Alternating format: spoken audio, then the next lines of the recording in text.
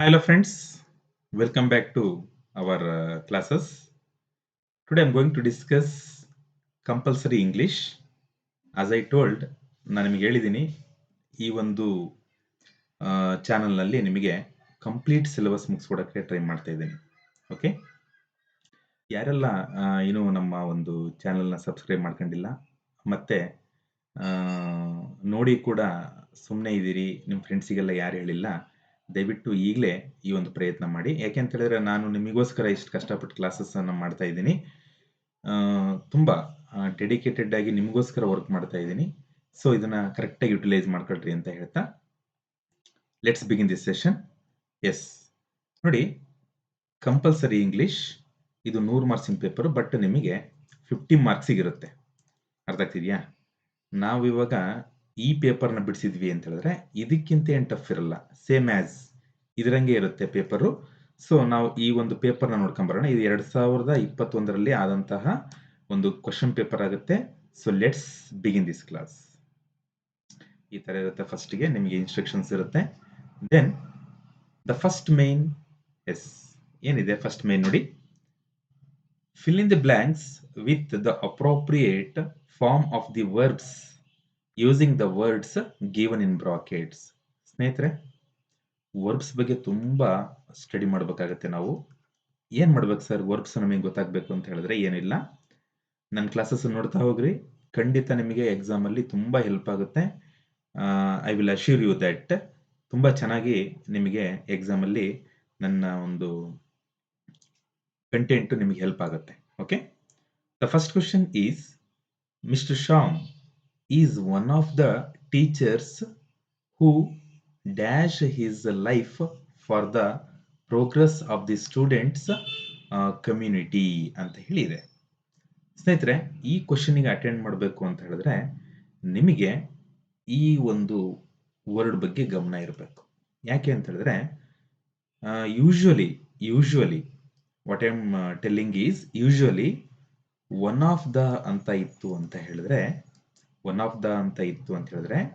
Without ಈ relative pronoun ಇಲ್ದಂಗೆ, ಈ ರಿಲೇಟಿವ್ ಪ್ರನೌನ್ ಇಲ್ಲ ಅಂತ ಹೇಳಿದ್ರೆ ಒನ್ ಆಫ್ ದ ಅಂತ ಇದ್ರೆ ಈ ವರ್ಬು ಡೆಡಿಕೇಟ್ಸ್ ಆಗ್ತಾ ಇತ್ತು.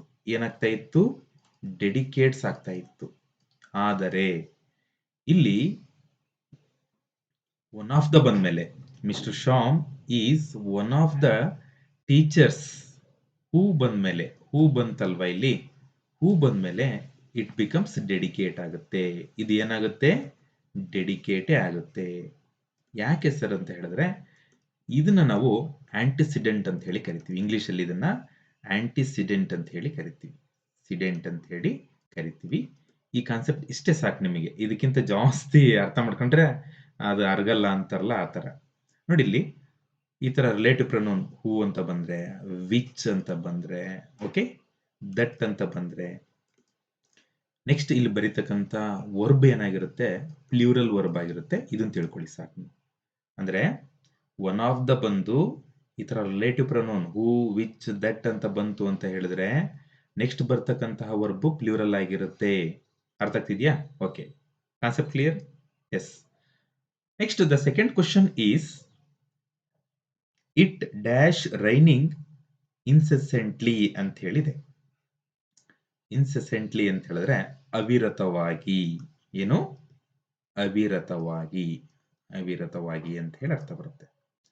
ಸ್ನೇಹಿತರೆ, ಆ ಮಳೆ ಅವಿರತವಾಗಿ ಸುರಿತಾ ಇದೆ ಅಂತ ಹೇಳಿದಾಗ ಇಲ್ಲಿ ಟು ಬಿ ಅಂತ ಇದೆ ನೋಡಿ. ನಾವೇನ್ ಮಾಡಬೇಕು ಅಂತ ಹೇಳಿದ್ರೆ ಇವಾಗ ಈ ಒಂದು ಕಾನ್ಸೆಪ್ಟ್ ಅನ್ನು ಅರ್ಥ ಮಾಡ್ಕೋಬೇಕು ಅಂತ ಹೇಳಿದ್ರೆ ಇಟ್ ಹ್ಯಾಸ್ ಬೀನ್ ರೈನಿಂಗ್ ಆಗ್ಬೇಕಿತ್ತು. ಏನಾಗ್ಬೇಕಿದು? It has been raining incessantly ಅಂತ ಹೇಳಿದ್ರೆ ಅವಿರತವಾಗಿ ಆ ಮಳೆ ಸುರಿತಾ ಇದೆ ಅಂತ ಹೇಳಿ. ಅರ್ಥ ಆಗ್ತಿದ್ಯಾ? ಇಟ್ ಹ್ಯಾಸ್ ಬೀನ್ ಆಗುತ್ತೆ. To be means it has been ಅಂತ ಹೇಳಿ.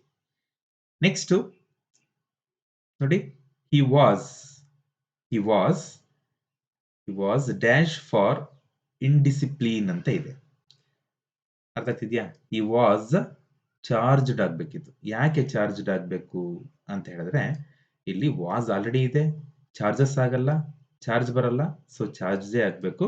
ಸೊ ಪಾಸ್ಟ್ ಟೆನ್ಸಿನ ಯಾವ್ದಾರ ಒಂದು ಕ್ಲೂ ಇರುತ್ತೆ, ಅವಾಗ ನೀವು ಅದನ್ನ ಈಸಿಯಾಗಿ ಅರ್ಥ ಮಾಡ್ಕೋಬಹುದು. ಚಾರ್ಜ್ಡೇ ಬರುತ್ತೆ ಇಲ್ಲಿ. ಓಕೆ, ನೆಕ್ಸ್ಟ್ ಕ್ವಶನ್ಗೆ ಹೋಗೋಣ ಇವಾಗ. ಈ ಕ್ವಶನ್ ನೋಡಿ ಇವಾಗ. She dash to her husband yesterday ಅಂತ ಇದೆ. ಬ್ರಾಕೆಟ್ ಅಲ್ಲಿ ಸ್ಪೀಕ್ ಇದೆ. ನಮಗೆ ಇಲ್ಲೊಂದು ಕೀವರ್ಡ್ ಇದೆ, ಏನು? ಎಸ್ಟರ್ಡೇ ಅಂತ ಹೇಳಿ.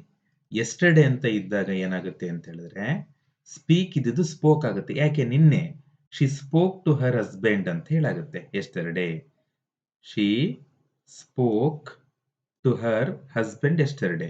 ಈ ರೀತಿ ನಾವೇನ್ ಮಾಡಬೇಕು ಅಂತ ಹೇಳಿದ್ರೆ ಅಲ್ಲಿರ್ತಕ್ಕಂಥ ಕೀವರ್ಡ್ ನ, ಇಲ್ಲಿ ವಾಸ್ ಅನ್ನ ಕೀವರ್ಡ್ ಸಿಕ್ತು, ಇಲ್ಲಿ ಎಸ್ಟರ್ಡೇ ನ ಕೀವರ್ಡ್ ಸಿಕ್ತು, ಅವಾಗ ಪಾಸ್ಟ್ ಟೆನ್ಸ್ ಮಾಡ್ಬಿಡ್ಬೇಕು ಅದನ್ನ ನಾವು.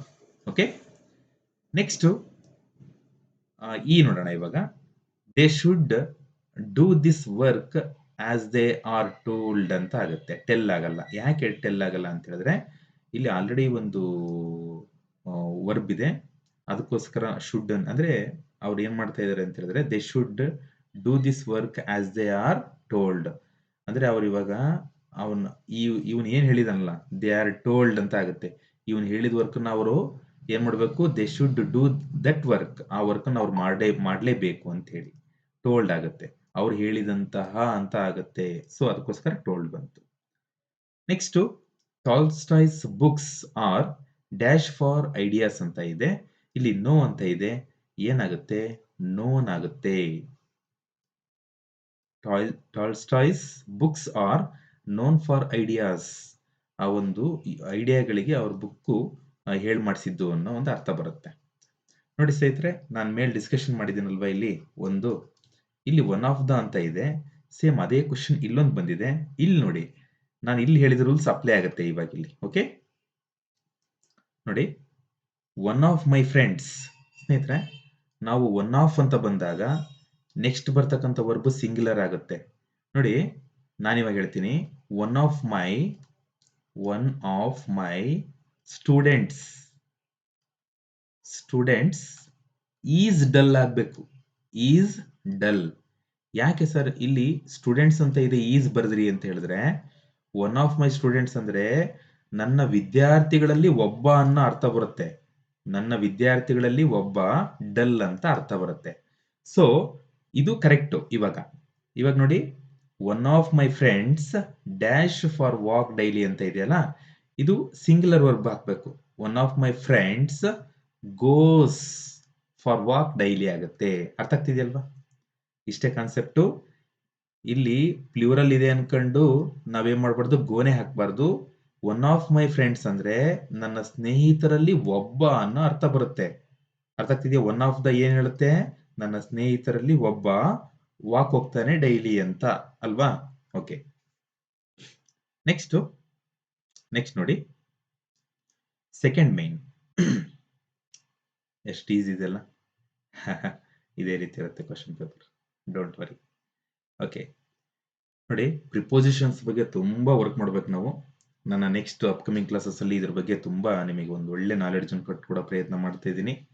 So please stay tuned. ಈ ಒಂದು ಕ್ಲಾಸ್ ಅನ್ನು ನೋಡಿದ ಮೇಲೆ ಸುಮ್ಮನೆ ಇರಬೇಡ್ರಿ, ನಿಮ್ಮ ಫ್ರೆಂಡ್ಸಿಗೆಲ್ಲ ಶೇರ್ ಮಾಡಿ. ಅವರು ಕೂಡ ನಮ್ಮ ಚಾನಲ್ನ ಸಬ್ಸ್ಕ್ರೈಬ್ ಆಗಿ ಇಲ್ಲಿ ಬರ್ತಕ್ಕಂತಹ ಎಲ್ಲಾ ಕ್ಲಾಸಸ್ ಅನ್ನು ನೋಡಿ ಅವ್ರಿಗೂ ಹೆಲ್ಪ್ ಆಗಲಿ ಅಂತ ಹೇಳ್ತಾ, ಎಸ್, ಪ್ರಿಪೋಸಿಷನ್ ನೋಡೋಣ ಇವಾಗ. ಅಪ್ರೋಪ್ರಿಯೇಟ್ ಪ್ರಿಪೋಸಿಷನ್ ಬರೆಯಕ್ಕೆ ಅಂತ ಹೇಳಿ ಕೇಳಿದ್ದಾರೆ.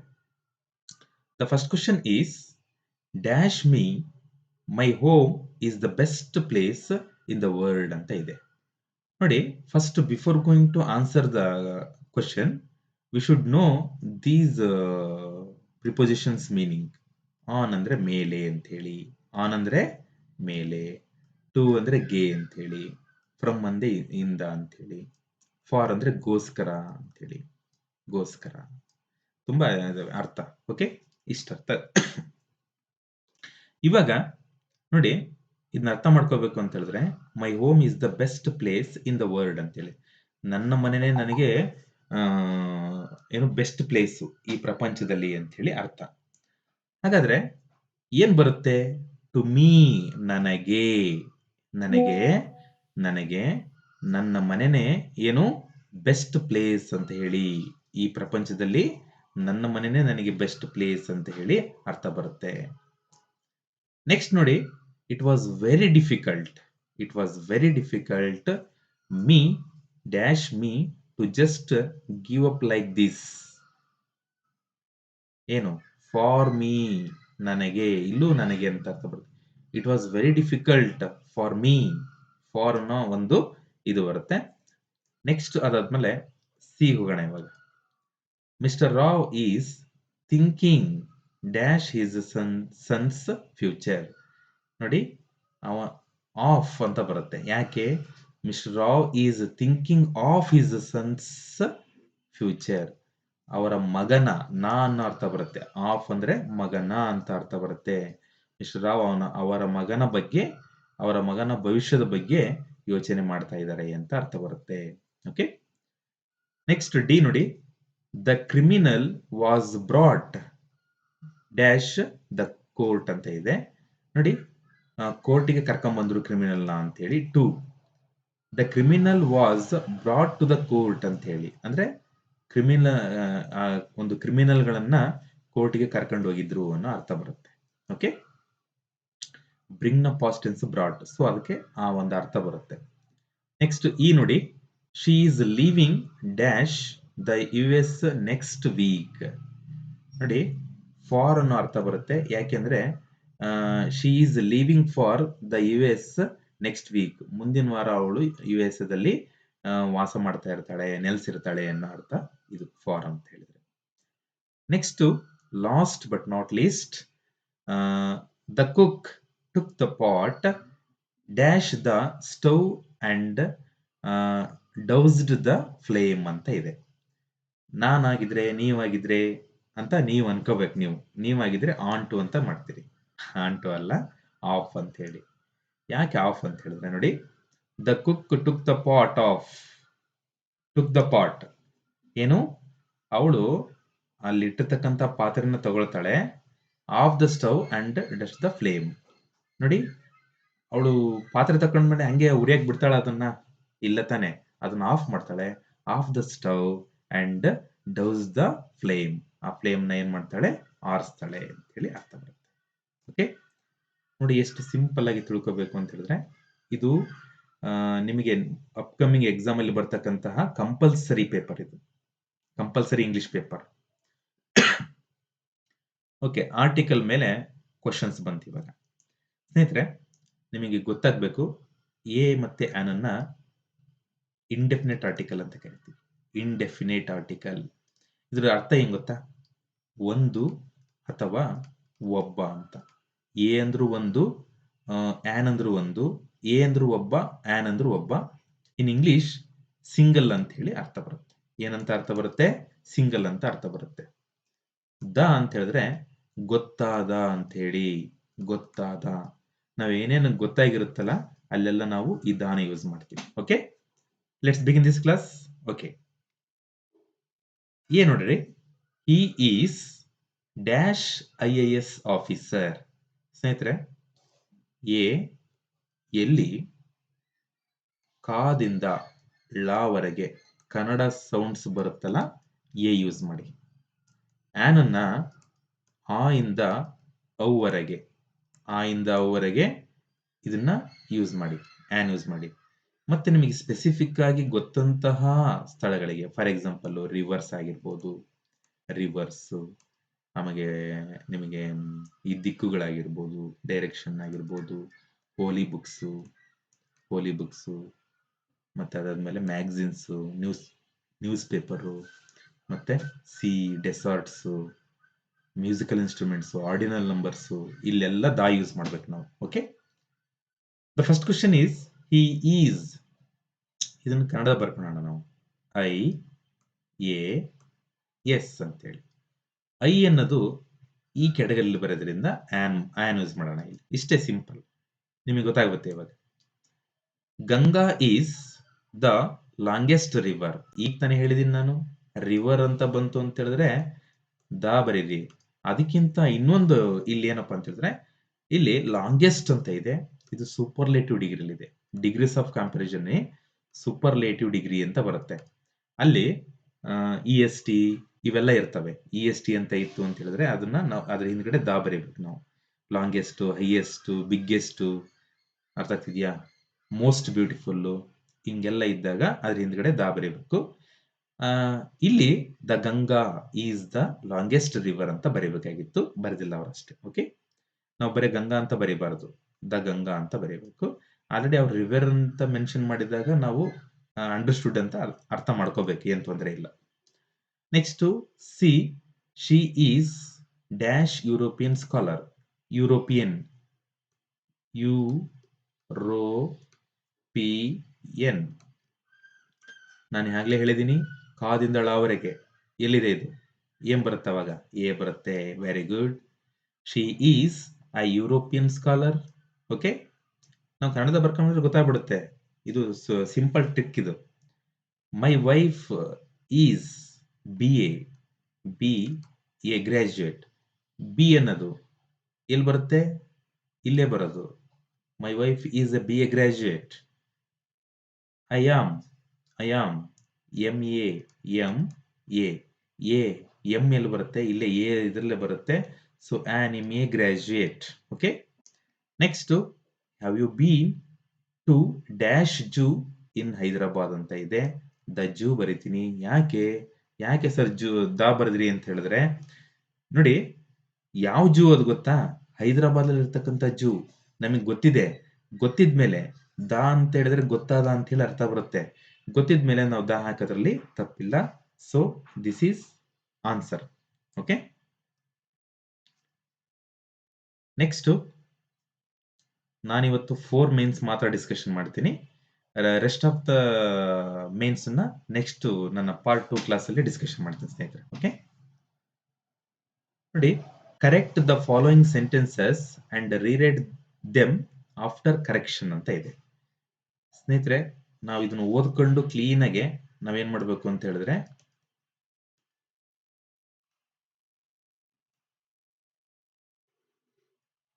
ನೋಡಿ, Radha has given me a gift did she ಅಂತ ಇದೆ. ಇದು ಕ್ವಶನ್ ಟ್ಯಾಗ್ ಮೇಲೆ ಬಂದಿರತಕ್ಕಂತಹ ಕ್ವಶನ್ ಆಗುತ್ತೆ. ಇದು ಸ್ನೇಹಿತರೆ ನೋಡಿದ ತಕ್ಷಣ ಅರ್ಥ ಮಾಡ್ಕೋಬೇಕು ಅದು ಯಾವುದು ಅಂತ ಹೇಳಿ. ಫಸ್ಟ್ ನಮಗೆ ಇದು ಗೊತ್ತಿರಬೇಕು, ಆ ಕಾನ್ಸೆಪ್ಟ್ ಏನು ಅಂತ ಹೇಳಿ ಫಸ್ಟ್ ತಿಳ್ಕೊಂಡ್ರೆ ನೆಕ್ಸ್ಟ್ ನಾವು ಆನ್ಸರ್ ಮಾಡಕ್ಕೆ ಈಸಿ ಆಗುತ್ತೆ. ನೋಡಿ, ನಾನು ನಿಮಗೆ ಮಾಡ್ತೀನಿ, ಇವೆಲ್ಲ ಮಾಡ್ಕೊಡ್ತೀನಿ, ಕ್ಲಾಸಸ್ ಎಲ್ಲ ಮಾಡ್ಕೊಡ್ತೀನಿ. ಡೋಂಟ್ ವರಿ, ಎಕ್ಸಾಮ್ ಬರೋದ್ರೊಳಗೆ ನಿಮಗೆ ಡೆಫಿನೆಟ್ಲಿ ಏನೆಲ್ಲ ನಾನು ಹೇಳಿದ್ದೀನಿ ಅದನ್ನೆಲ್ಲ ಮಾಡ್ಕೊಟ್ಟೇ ಕೊಡ್ತೀನಿ. ಈ 5 ಮತ್ತೆ 6ನೇ ರೂಲ್ಸ್ ಬರುತ್ತೆ ಅದರಲ್ಲಿ, ಕ್ವಶನ್ ಟ್ಯಾಗ್ ಅಲ್ಲಿ. ಈ 5 ಮತ್ತೆ 6ನೇ ರೂಲ್ಸ್ ಏನ್ ಹೇಳುತ್ತೆ ಅಂತ ಹೇಳಿದ್ರೆ, for example, I have A car ಅಂತ ಇದೆ. I have A car. I subject, have verb, A car is an object. ನೋಡಿ, ಐ ಹ್ಯಾವ್ ಎ ಕಾರ್ ನಿಮಗೆ ಕೇಳಿದ್ರೆ ಏನ್ ಹೇಳ್ತೀರಿ ಗೊತ್ತಾ, ಹ್ಯಾವೆಂಟ್ ಐ ಅಂದ್ಬಿಡ್ತೀರಿ. ಏನಂತೀರಿ, ಹ್ಯಾವೆಂಟ್ ಐ ಅಂದ್ಬಿಡ್ತೀರಿ. ತಪ್ಪು ಸ್ನೇಹಿತರೆ. ನೋಡಿ, ಸೆಂಟೆನ್ಸ್ ಅಲ್ಲಿ ನಾವು ಕ್ವಶನ್ ಟ್ಯಾಗ್ ನ ಏನಕ್ಕೆ ಹಾಕ್ತಿವಿ ಅಂತೇಳಿ ಫಸ್ಟ್ ತಿಳ್ಕೊಂಡಿರ್ಬೇಕು. ನಾವು ಕ್ವಶನ್ ಟ್ಯಾಗ್ ನ ಯೂಸ್ ಮಾಡಬೇಕು ಅಂತ ಹೇಳಿದ್ರೆ ಓನ್ಲಿ ಹೆಲ್ಪಿಂಗ್ ವರ್ಬಿಗೆ ಹಾಕ್ಬೇಕು. ಇದು ಮೇನ್ ವರ್ಬ್ ಆಗುತ್ತೆ ಈ ಸೆಂಟೆನ್ಸ್ ಅಲ್ಲಿ. ಐ ಹ್ಯಾವ್ ಅನ್ನೋದು ಮೇನ್ ವರ್ಬ್ ಇಲ್ಲಿ. ಐ ಹ್ಯಾವ್ ಎ ಕಾರ್ ಅಂದ್ರೆ ನನ್ನ ಹತ್ರ ಒಂದು ಕಾರ್ ಇದೆ ಅಂತ ಹೇಳಿ ಅರ್ಥ. ಹ್ಯಾವೆಂಟ್ ಐ ಬರಲ್ಲ. ಹ್ಯಾವ್ ನ ನಾವು ಬಿಡಿಸಿ ಬರ್ಕೋಬೇಕು. ಏನಂತ ಬಿಡಿಸಿ ಬರ್ಕೋಬೇಕು ಅಂತ ಹೇಳಿದ್ರೆ, ಡೂ ಪ್ಲಸ್ ಹ್ಯಾವ್ ಅಂತ ಮಾಡ್ಕೋಬೇಕು. ಅವಾಗ ಏನಾಗುತ್ತೆ, I have A car. Don't I is the answer. Same as here. ನೋಡಿ, ಇಲ್ಲೇನಾಯ್ತು, ಸಬ್ಜೆಕ್ಟು, ವರ್ಬು, ಆಬ್ಜೆಕ್ಟ್ ಇದೆ. ಈ ಸೆಂಟೆನ್ಸ್ ನೋಡಿ, Radha subject, has helping verb, given main verb, me A gift ಅನ್ನೋದು ಆಬ್ಜೆಕ್ಟ್ ಆಗುತ್ತೆ. ಒಂದು ಸೆಂಟೆನ್ಸ್ ಅಲ್ಲಿ 2 ವರ್ಬ್ ಇದ್ರೆ ಫಸ್ಟ್ ವರ್ಬ್ ಅನ್ನ ನಾವು ಹೆಲ್ಪಿಂಗ್ ವರ್ಬ್ ಆಗಿ, ಸೆಕೆಂಡ್ ವರ್ಬ್ ಅನ್ನ ಮೇನ್ ವರ್ಬ್ ಆಗಿ ಕನ್ಸಿಡರ್ ಮಾಡಬೇಕು. ನಾನು ಆಲ್ರೆಡಿ ಹೇಳಿದಾಗೆ ಕ್ವಶನ್ ಟ್ಯಾಗ್ ಅನ್ನ ಹೆಲ್ಪಿಂಗ್ ವರ್ಬ್ ಗೆ ಹಾಕ್ಬೇಕು. ಸೊ ಹೆಲ್ಪಿಂಗ್ ವರ್ಬ್ ಯಾವ್ದಿದೆ, ಹ್ಯಾಸ್ ಬರ್ಕೊಳ್ಳಿ ಇಲ್ಲಿ. ಇದನ್ನ ನೆಗೆಟಿವ್ ಮಾಡಿ, ಯಾಕೆಂದ್ರೆ ಸೆಂಟೆನ್ಸ್ ಪಾಸಿಟಿವ್ ಇದ್ರೆ ನೆಗೆಟಿವ್ ಟ್ಯಾಗ್ ಹಾಕ್ತಿವಿ, ನೆಗೆಟಿವ್ ಸೆಂಟೆನ್ಸ್ ಇದ್ರೆ ಪಾಸಿಟಿವ್ ಟ್ಯಾಗ್ ಹಾಕ್ತಿವಿ. ಸೊ ಹೆಸೆಂಟ್ ಶಿ, ಯಾರೊಬ್ರು ಕೇಳಿದ್ರು, ಸರ್ ಹೆಸೆಂಟ್ ರಾಧಾ ಬರಲ್ಲ ಅಂತ ಹೇಳಿ. ಬರಲ್ಲ. ಯಾಕೆ ಬರಲ್ಲ ಅಂತ ಹೇಳಿದ್ರೆ ಪ್ರನೌನ್ ಹಾಕ್ಬೇಕು ನಾವು. Instead of name we use pronoun here. Pronoun ಅನ್ನ ಯೂಸ್ ಮಾಡಬೇಕಾಗುತ್ತೆ. Okay, hasn't she is answer. So did she ಅಲ್ಲ. Bangalore is one of the big city. ನಿಮಗೆ ಇದ್ರ ಬಗ್ಗೆ ಗೊತ್ತಾಗಿದೆ ಇವಾಗ. ಒನ್ ಆಫ್ ದ ಅಂತ ಬಂತು ಅಂತ ಹೇಳಿದ್ರೆ ನೆಕ್ಸ್ಟ್ ಏನ್ ಬರುತ್ತೆ ಅಂತ ಹೇಳಿ ನಿಮಗೆ ಆಲ್ರೆಡಿ ಗೊತ್ತಿದೆ. ನಾನು ಇದ್ರ ಬಗ್ಗೆ ಹೇಳಲ್ಲ ಇವಾಗ. ನೀವೇ ಹೇಳಿ. I will give 2 minutes. Yes, very good. ಏನ್ ಬರುತ್ತೆ? ಸಿಟೀಸ್ ಬರುತ್ತೆ. Cities. Bengaluru is one of the big cities ಅಂತ ಬರುತ್ತೆ. ಓಕೆ, ಪ್ಲೂರಲ್ ಬರಬೇಕು, ಸಿಂಗ್ಯುಲರ್ ಅಲ್ಲ. ಒನ್ ಆಫ್ ದ ಮತ್ತು ಅಂದ್ರೆ ಪ್ಲೂರಲ್ ವರ್ಬ್, ಪ್ಲೂರಲ್ ಸಬ್ಜೆಕ್ಟ್ ಬರುತ್ತೆ, ಸಿಂಗ್ಯುಲರ್ ವರ್ಬ್ ಬರುತ್ತೆ. ಏನ್ ಬರುತ್ತೆ? ಪ್ಲೂರಲ್ ಸಬ್ಜೆಕ್ಟ್, ಸಿಂಗ್ಯುಲರ್ ವರ್ಬ್ ಬರುತ್ತೆ. ನೆನ್ಪಿರ್ಲಿ. He is my cousin brother. ಸ್ನೇಹಿತರೆ, ನಾವೆಲ್ಲ ತುಂಬಾ ತಪ್ಪು ಮಾಡ್ತೀವಿ. ಏನಪ್ಪಾ ಅಂತ ಹೇಳಿದ್ರೆ, ನಾವು ನಮ್ಮ ಫ್ರೆಂಡ್ಸ್ ಇಂಟ್ರೊಡ್ಯೂಸ್ ಮಾಡ್ಕೊಡ್ಬೇಕಾದ್ರೆ he is my cousin brother, she is my cousin sister ಅಂತೀವಿ. Don't use cousin brother. Only cousin itself ಅರ್ಥ ಕೊಡುತ್ತೆ. ನೀವು ಕಸಿನ್ ಬ್ರದರ್, ಕಸಿನ್ ಸಿಸ್ಟರ್ ಅನ್ನೋದೇ ಬೇಡ. ಶಿ ಇಸ್ ಮೈ ಕಸಿನ್ ಅನ್ಬೇಕು. He is my cousin, she is my cousin ಅಂದ್ರೆ okay. Okay, ಇಷ್ಟೇ, ಮತ್ತಿನ್ನೇನಿಲ್ಲ ಇಲ್ಲಿ. Next, when she is coming to Bangalore. ಏನ್ ತಪ್ಪಿದೆ? Identify the sentence. ತಪ್ಪಿದೆ. ಏನು ಅಂತ ಹೇಳಿದ್ರೆ, ಈ WH ಕ್ವಶನ್ಸ್ಗಳು ಬಂದಾಗ, ಇದ್ರ ಪ್ಯಾಟರ್ನ್ ಏನ್ ಗೊತ್ತಾ? WH ವರ್ಡ್ ಪ್ಲಸ್ ವರ್ಬ್ ಬರಬೇಕು, ಹೆಲ್ಪಿಂಗ್ ವರ್ಬ್ ಬರಬೇಕು, plus subject plus main verb plus object. This is, ಇದನ್ನ ಬರ್ದಿಟ್ಕೊಂಡ್ಬಿಡಿ. WH ಸೆಂಟೆನ್ಸ್ಗಳು ಬಂದಾಗ ಈ ಪ್ಯಾಟರ್ನ್ ಅಲ್ಲಿ ಇರಬೇಕು. WH ವರ್ಡ್ ಇರಬೇಕು, ಹೆಲ್ಪಿಂಗ್ ವರ್ಬ್ ಇರಬೇಕು. ಏನಾಗ್ಬೇಕಿದು? When is she coming to Bangalore ಆಗ್ಬೇಕಿದು. ಟು ಬ್ಯಾಂಗ್ಳೂರ್ ಆಗ್ಬೇಕು. ಅರ್ಥ ಆಗ್ತಿದ್ಯಾ? According to the pattern WH word ಇದೆ, ಅದಾದ್ಮೇಲೆ ಹೆಲ್ಪಿಂಗ್ ವರ್ಬ್ ಇದೆ, ನೆಕ್ಸ್ಟ್ ಸಬ್ಜೆಕ್ಟ್ ಇದೆ, ನೆಕ್ಸ್ಟ್ ಮೇನ್ ವರ್ಬ್ ಇದೆ, to Bangalore is an object. ಸರಿ ಇದೆಯಾ? ಈ ರೀತಿ ನಾವು ಸೆಂಟೆನ್ಸ್ ನ ಬರೀಬೇಕಾಗತ್ತೆ. Next, he divided the property between his 3 sons ಅಂತ ಇದೆ. 3 ಜನ ಮಕ್ಕಳು ಅಂದಾಗ ಬಿಟ್ವೀನ್ ಬಳಸಬಾರ್ದು. ಅದಕ್ಕೆ ಇನ್ನೊಂದು ಇದೆ ವರ್ಡ್, ಅಮಾಂಗ್ ಅನ್ನೋದನ್ನ ಬಳಸಬೇಕು. ನೋಡಿ, he divided the property among his 3 sons ಆಗ್ಬೇಕು. ಇಲ್ಲಿ 2 ಇದ್ರೆ ಇದು ಓಕೆ, 2 ಸನ್ಸ್ ಇದ್ರೆ. He divided the property between his 2 sons ಅಂತ ಇದ್ರೆ ಓಕೆ. ಆದ್ರೆ ಮೋರ್ ದೆನ್ 2, ಎರಡಕ್ಕಿಂತ ಜಾಸ್ತಿ ಇದ್ರೆ ಅಮಾಂಗ್ ಅನ್ನೋ ಪ್ರಿಪೋಸಿಷನ್ ಬಳಸಬೇಕಾಗತ್ತೆ. ಅಮಾಂಗ್ ಅನ್ನೋ ಪ್ರಿಪೋಸಿಷನ್ ಅನ್ನ ಬಳಸಬೇಕಾಗತ್ತೆ. Okay, next, the mother with her 2 daughters have gone to market ಅಂತ ಇದೆ. ಸ್ನೇಹಿತರೆ, ಇಲ್ಲಿ ಹ್ಯಾಸ್ ಬರಬೇಕು. ಯಾಕೆ ಅಂತ ಹೇಳಿದ್ರೆ, ಮದರ್ ಅನ್ನೋದು ಸಿಂಗ್ಯುಲರ್ ಸಬ್ಜೆಕ್ಟ್ ಇದ್ದಾಗ ಸಿಂಗ್ಯುಲರ್ ವರ್ಬ್ ಬರಬೇಕು. ನಾವೇನ್ ಮಾಡ್ತೀವಿ? ಡಾಟರ್ಸ್ ನೋಡ್ತೀವಿ, ಡಾಟರ್ಸ್ ಬಿಟ್ಟಾಕ್ಬೇಕು, ಅವ್ರ ಮದರ್ ಜೊತೆ ಹೋಗೋದು. Mother has gone to market, ಅವಾಗ ಅವ್ರ ಮಕ್ಕಳು ಅವ್ರ ಜೊತೆ ಹೋಗ್ತಾರೆ. ಸೊ ಮದರ್ ಅನ್ನೋದು ಸಿಂಗ್ಯುಲರ್ ಸಬ್ಜೆಕ್ಟ್ ಇದ್ದಾಗ ಸಿಂಗ್ಯುಲರ್ ವರ್ಬ್ ಬರಬೇಕು. ಹ್ಯಾವ್ ಅನ್ನೋದು ಪ್ಲೂರಲ್ ವರ್ಬ್ ಆಗುತ್ತೆ. ಸೊ ಸಿಂಗ್ಯುಲರ್ ವರ್ಬ್ ಬರಬೇಕು. ಇದಾಗಿತ್ತು ಸ್ನೇಹಿತರೆ ಇವತ್ತಿನ ಕ್ಲಾಸಸ್. ಏನೇ ಡೌಟ್ಸ್ ಇದ್ರು ಕೂಡ ಕಮೆಂಟ್ ಬಾಕ್ಸ್ ಅಲ್ಲಿ ಹಾಕಿ. ಮತ್ತೆ ನಿಮ್ಗೆ ಏನೇ ಬೇಕು ಅಂದ್ರೂ ಕೂಡ ಕಮೆಂಟ್ಸ್ ಬಾಕ್ಸ್ ಅಲ್ಲಿ ಹಾಕಿ. ನಾನು ಅದನ್ನ ನೋಡಿ ನಿಮಗೆ ಆ ತರ ಹೇಳಕ್ಕೆ ಟ್ರೈ ಮಾಡ್ತಿದ್ದೀನಿ. Okay, thank you for watching.